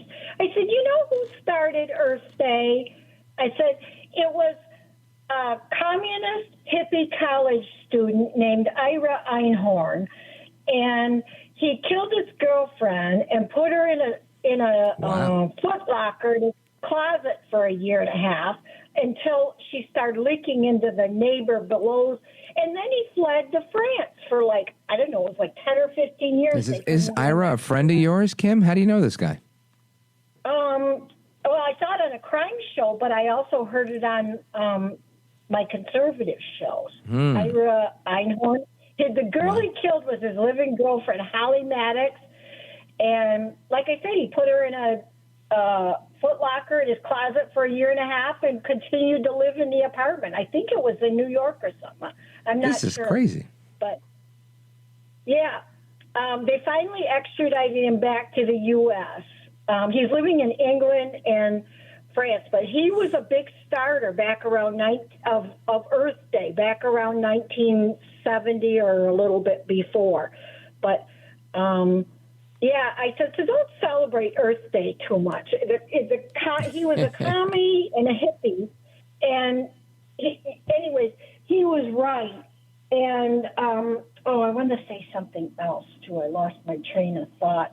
Happens to me all the time. It's the lack of ADD medicine. But Kim, if it comes back, give us a call back. Thank you for the call. I appreciate it. Big shout out to everybody listening on KDKA. Let us continue. Let's go to Tommy in Charleston, West Virginia. Tommy on WCHS. Welcome. You're on with Rich Valdez. Go right ahead. Thank you, Mr. Valdez, for this opportunity. My pleasure. Let me say that I go back a few years in a working life to the time when I was a teacher for emotionally disturbed kids for 4 years. And they were called attention deficit disorder. The hyperactivity, I think, worked its way into the lexicon. Yeah, that's actually the one I have. I don't have a hyperactive bone in my body other than like restless leg. But yeah, go right ahead. Well, you have to understand that there was a time when the kids were classified under state law and federal law as emotionally disturbed. That was later modified in the late 1990s to be behavior, whatever. I forget the lexicon. And I taught these kids, and I have to point out to you, and hopefully to educators and parents everywhere and people everywhere who are listening, that part of the problem for these kids is not them. It is the structure and the box-like or classroom structure of the way so much education is done for many years. I'm not telling you have to stop doing that. I'm just telling you have to understand hyperactivity disorder simply is a kid who needs movement. He needs animation. He needs hands-on. A lot of what happens with education is open the book, open the pencil, move it across the page, and listen to a lecture. The education, if you watched a film of a fourth grade class and another film of a college 1 class, 101 and whatever. Yeah. You say, geez, it's not all that much different, is it? Because forget the curriculum, it's the setting and the method. Well, very often, those kids who are attention deficit, hyperactivity disorder kids, they need a more old-fashioned method. They need to be moving. They need to be a part of it. And when you learn that's true, you refer to the other things you want them to do as the horse work, the hard work.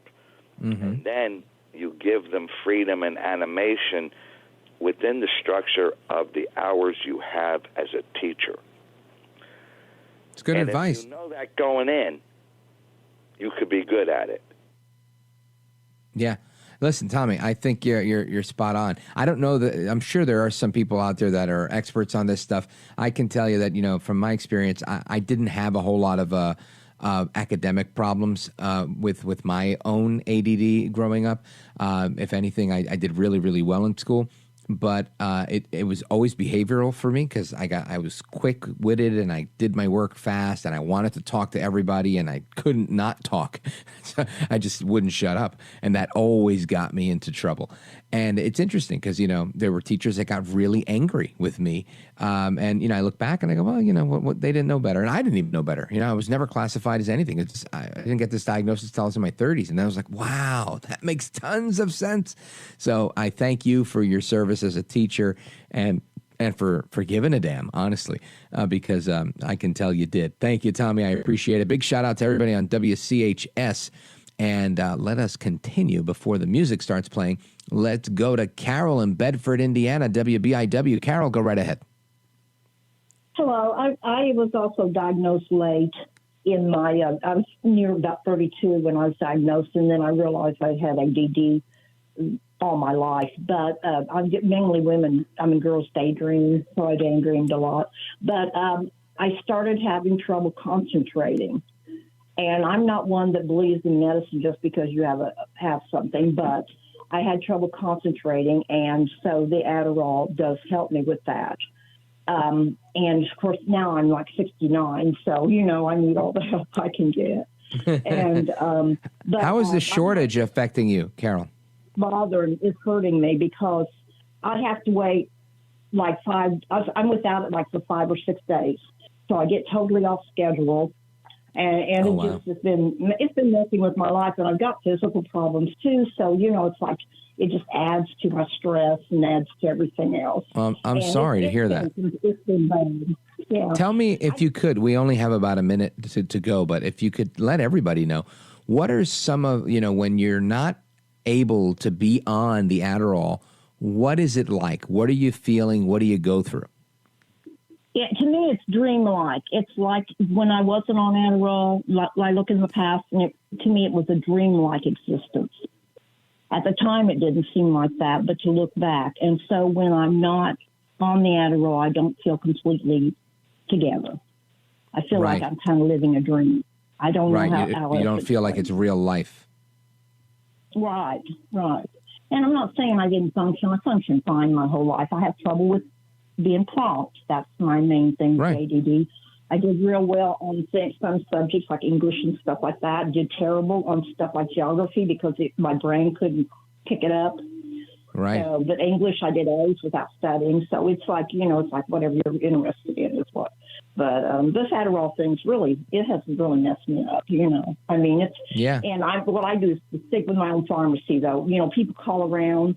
I just wait a few days, and then my pharmacy, since I go to them, they get it in because the other pharmacy said, we've got to take care of our own customers first, and I understand that. Right, and I just read that. Thank you, Carol. I appreciate it. Yeah, there's pharmacies saying that they're lying, right? And they have to say, oh, we don't have it because they can't take care of their regular customers if they're getting new customers coming in. And it's just fascinating to me that somebody won't just produce more of these items, just like cars. There's shortages on cars and stuff. Why don't we just produce more of these things? I don't understand. I honestly don't. I thought supply and demand was how this thing worked. Anyway, we'll continue the conversation on everything from free speech to Trump and Tucker to the deep state, the radio conspiracy. No more AM radio. I was just talking about that on TV yesterday. And we're going to continue with your calls and more. 833-4-VALDES, 833, the number 4. My last name, VALDES. Don't go anywhere. Keep it locked right here. It's America at Night with me, Rich Valdez, and your calls.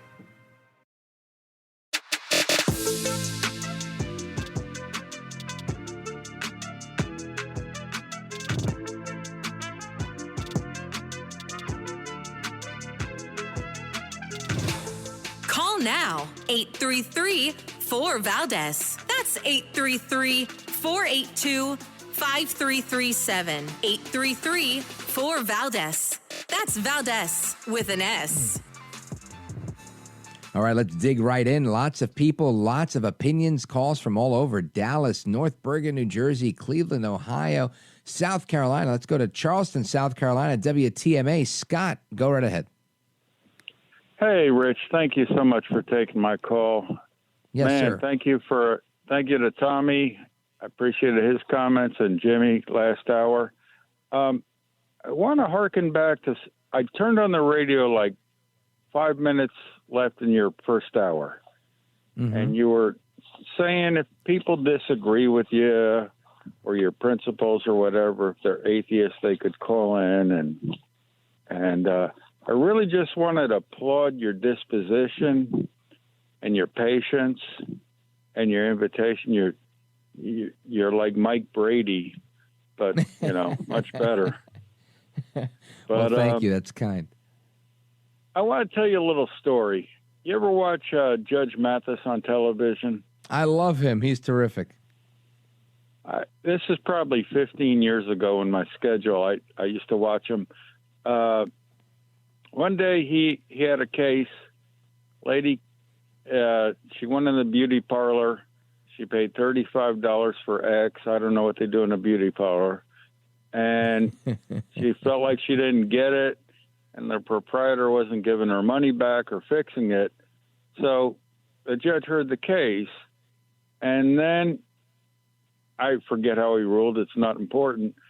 But after that, he spoke to the studio audience, and he said, listen, you might be thinking, why are we hearing a $35 case? Why are we wasting our time over $35? And now I'm paraphrasing a little bit. He said, this is what we're built for. This is why small claims court exists. We don't want people getting in fist fights over $35 on the sidewalk or in the beauty parlor or at the gas station or at the tailor shop or wherever. And it just, when you said that, and that at the end of the hour just reminded me of that. We don't want that. And just jogged the memory. But listen, I enjoy the show immensely. And thank you very much for taking my call. You bet, Scott, and you're welcome, and I thank you for it. And I always reiterate that. I think, and this is something I work on myself, I am not immune to telling people to go F themselves and say, hey, put your hands up. I'm really not, and I don't want to be that guy. I feel like the true sign of intelligence is being able to talk through things. Sometimes we can't, but I think we should try. Let us continue. Let's go to Steve in Cleveland on WEOL. Go for it, brother. Rich, how are you, buddy? Fantastic, brother. You got you're just a pleasure to listen to, and sometimes I forget you're on at night. But I got a two-part phone call now because I've been on too long. My son's got autism. 25 years ago, long story short, cold turkey took him right off of Ritalin. There's two parts of Ritalin. There's script and products. There's script and there's the generic. Well, the script didn't work that good with him, and the time release didn't work that good either. But the generic, whatever reason it was good. But what Ritalin does to kids back then, there's your kid bouncing like a rubber ball, and he's just sitting, just looking at something. You can give him a leaf. You can give him a piece of paper, and they look. That's what it does. Now, as you get older, ADD, that all goes with everything. One doctor said, well, you're either got autism or you don't. Well, it really means, basically what he said was you're either pregnant or you're not. There's 1,000 levels of a cold, a flu. Now we're into COVID. There's 1,000 levels of autism. ADD, everything is all over the place. But if people have been on stuff most of their life for something, they don't know what it's really like to be off of it. They know what it's like to feel they don't have it, so they're off of it. But to wean yourself off of something and find out where your mental weakness is, you just focus on that. And the simplest things will just to sit there and focus. As my dad said, there's a few free things in life. Like go for a walk and make the inside of your body work when you get older. Your heart and lungs kind of keep you living. Right. But anyways, going from there, when you get rid of Tucker, you got Paul Ryan on the seat in there, and then Murdoch and all that, and Dominion, and you got My Pillow 2.0 now. Mike Lindell dumps $40 million for his own money in there. There is so much proof, and listening to you talk, I don't know why people can't listen to just. You're easy. You're just easy listening, which I forgot to tell you. Easy listening of the night. Thank you. But, I appreciate what it, it Steve. is. And you know what? I just wanted to chime in on what you're saying. This is part of the issue here is I don't know what's going on over there at Fox News. All I can tell you is it seems like, they made whatever errors or missteps they made in their depositions and whatnot and decided, all right, we're going to have to pay out all this money, $787 million, because Murdoch himself admitted, I think people on my team weren't telling the truth, whatever it was. They've got these text messages and whatever, what have you. And it put people in some compromising situations. And there you go. And now things are happening. I don't know if 2 is plus 2 here making 4. Maybe I'm just the one deducing that and connecting those dots, but that seems to be the case. And all I could tell you is This is not a loss for Carlson. It's not a loss for Bongino. These guys are huge.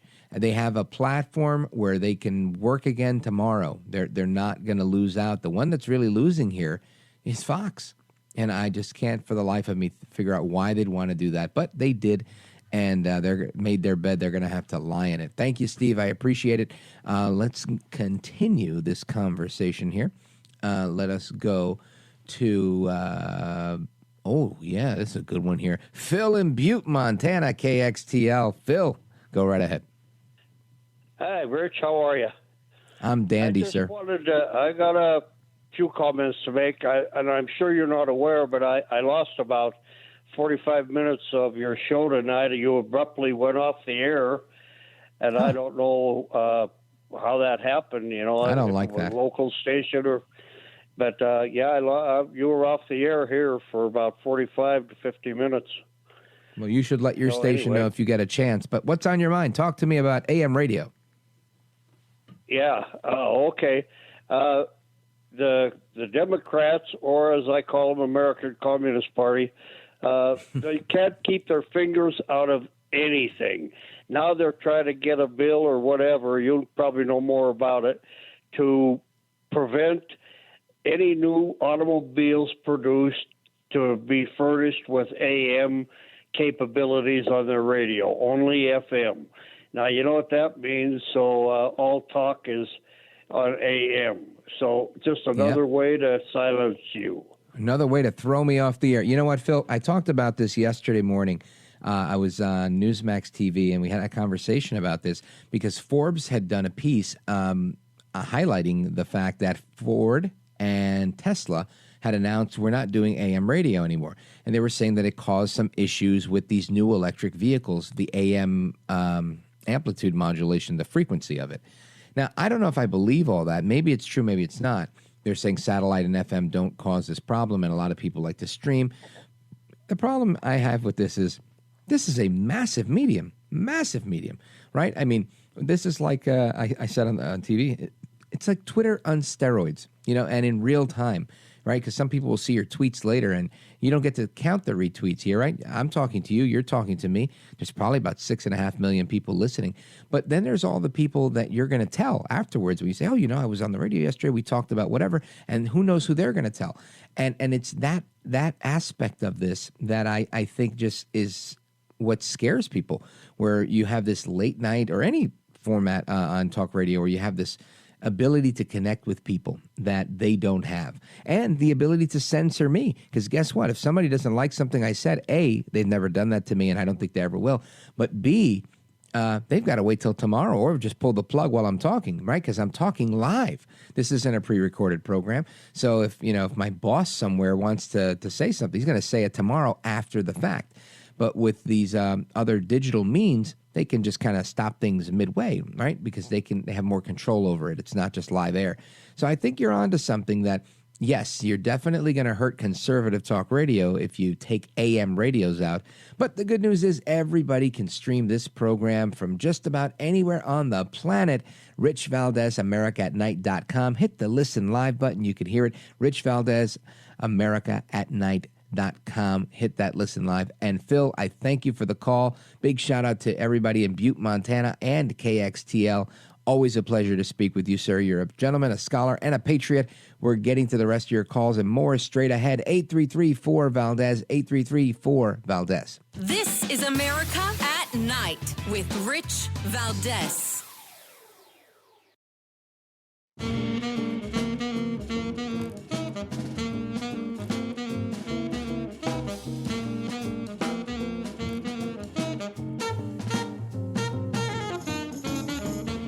No hair, no care, and live on the air. It's Rich Valdez. All right, we're talking about all things free speech, ADD, the media, Carlson, Lemon, you name it, Sue in Swanksville, Pennsylvania, WEEU. Go right ahead. Hey, so yeah, a lot of great topics, and I'm going to hit a couple things real fast, but I do want to talk about the ADD. The Ira Einhorn thing happened in Philly. That's one thing I wanted to mention. Oh. And I agree with you on the radio thing. Live radio is where it's at. I do not do podcasts because, as far as I'm concerned, that's dead stuff. There's no immediacy, there's no spontaneity, and there's no input from the public on those.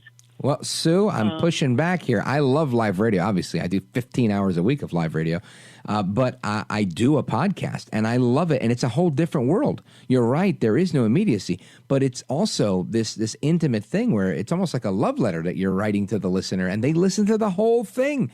So I think it's just a different format, but I get it. As a radio guy, I could see how it's difficult to do the both of them. Yeah, well, I've even thought about doing a podcast. Everybody and their brother does them. So, but anyway, I have ADD too, and with a side of OCD. Ooh. And, it's very difficult to get things done when you're hopping all over the place. I could remember from when I was maybe in first grade having my report card say, she talks too much, but who would I be with my personality? And, a few years back, I would say maybe when I was in my 50s or something like that, maybe 40s, I went to my doctor and I said, can you give me something? I want to just calm down so I can stop hopping around like a flea from one thing to another. I'd like to get something accomplished. And you know what he said to me?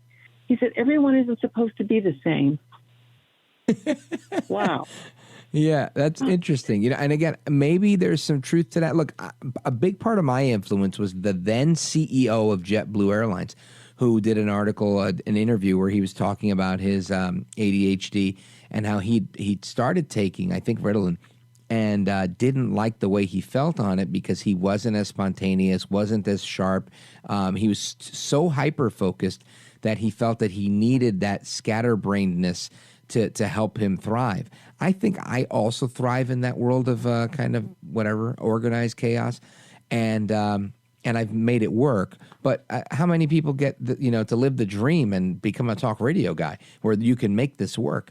I think other people that have to have a job, right, like a 9-to-5 desk job. I don't know how anybody could survive if you have ADD and you're not on some sort of medicine, because that sounds like a punishment almost, But your good point, Sue. Thank you for your call. Big shout out to everybody on WEEU. Let's continue. Melissa in North Bergen, what's up? Go right ahead. How you doing? How are you doing today, sir? Dandy with a capital D. Yay. I was just calling about the Adderall shortage as well. As you know, I have a child who has both. There's the incentive one, which I think a lot of women get classified with because you don't even realize there's no hyperness except in your head. It's just a lot of thoughts going on at once you're trying to control. And I think a lot of people with the Adderall shortage don't realize how there's a stigma behind taking medication. You feel kind of like looked down upon, and it's really hard. With children, they're struggling, in school. This is not just a regular, day-to-day, thing that, you could be like, okay, I'll do better. This is school. This is they're really struggling. It affects them in multiple ways. The pandemic exacerbated this. So I know there's a lot of more people got diagnosed during that time. And it's just really hard. It's just, you kind of feel like it's really a struggle. I have ADHD. My kid has ADHD, so it's kind of like, okay, it's a family affair. Balancing it out somehow. Yeah, it's a family affair. We're all part, but it's still, you're trying to do the best that you can, knowing that somehow, some way, you're going to be looked upon as like you messed up or on purpose. Because I think that's what the gentleman who was a teacher before was talking about. It's very true. We don't teach in a way that is really, that works for ADHD children. You have to let them listen to music, and a lot of teachers have a problem with that. Like, oh, you can't listen to that. You put your phone, whatever it is down, and that helps them concentrate because it somehow helps them focus, hyper focus. Yeah, it's funny. I listen to an ungodly amount of music every day. I have several playlists that I probably go through multiple times a day. Everything from my shower to my car time to you name it. And then talk radio, and I bounce back and forth between the two. So I totally get that. Yeah, you just have to be able. There are ways, that you work around it, but then there are just days that are just like you just really can't. It sounds it sounds like terrible, but it's like it's hard to function on what seems like a normal day to day, or even your normal, to most people without the medication. And then to have to be like 10. I've been without my medication for like 10 days, 12 days, and I have had to call. What's that like? Knowing that they're lying to me. That's terrible. It's terrible, and it's a really defeating feeling because you know that there are people who are lying to you saying that they don't have it. They're not even checking to see if they have it. What's it like when you're on the medication? When I'm on the medication, I actually, because I have the inattentive one, I actually am focused and get things done. Like my surroundings match my brain, so it's like it's like chaotic in there. Like my house is chaotic. But then if I'm medicated, it's actually, I'm clean, I'm focused, I can really get my work done, I can stay on task. Versus getting distracted by a butterfly outside my window or something, like something. Right. Like that. But and obviously, this could affect your. It could affect your not only your self-esteem, but it could affect your professional outcomes, right? Your work product and whatnot. So that's a big deal. Well, thank you for sharing that, Melissa. I got to hit a break right here at this point, but always a pleasure. Big shout out to you and everybody listening on WFAS or on the app, Rich Valdez, America at Night. Hit that live streaming, listen now, listen live link. You won't miss it. Melissa, thank you. More to come straight ahead. Your calls and more. We're going to Jamestown, New York, WBAP, Dallas, Texas, Bedford, Indiana. Before we wrap up, don't go anywhere. This is America at Night with Rich Valdez.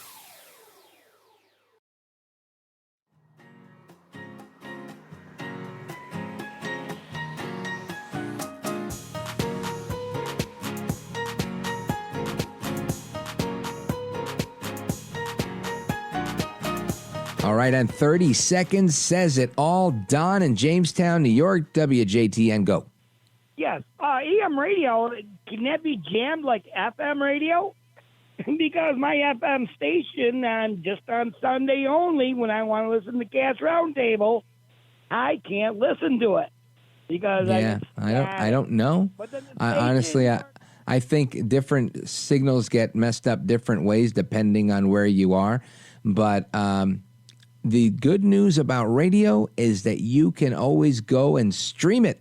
And for this program, you can stream it at Rich Valdez, America at Night, but you can go to whatever radio station you're listening to and stream it from there. Thank you, Don. Let's go to Dallas, Texas, KLIF. Don, go right ahead. Ira Einhorn was featured on Unsolved Mysteries, hosted by Robert Stack. I remember that show vividly. Let me tell you. So I used what your other caller was saying. Yep. I used to watch Unsolved Mysteries with Robert Stack with my dad, and he loved it. And he had that like a really deep kind of voice, and he was like, I'm Robert Stack. It was terrific. Thank you, Don, for that, and I appreciate the confirmation. Let's go to Sarah in Bedford, Indiana to wrap up this edition of Open Phone America. WBIW, go right ahead. Hey, I think society yesterday gave kids better tools to deal with ADD. More physical activity, parents molding their character, teaching impulse control, among other things. So you have a good night.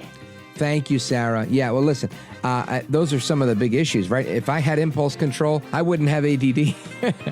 But you can work on those things. I don't know that they ever really fully get resolved with or without medicine. I don't know. That's probably a different topic for another day. But anyway, take care, good night, and God bless. Hasta la próxima. Until the next time, we're going to do it all again tomorrow. I am Rich Valdez. It's America at Night.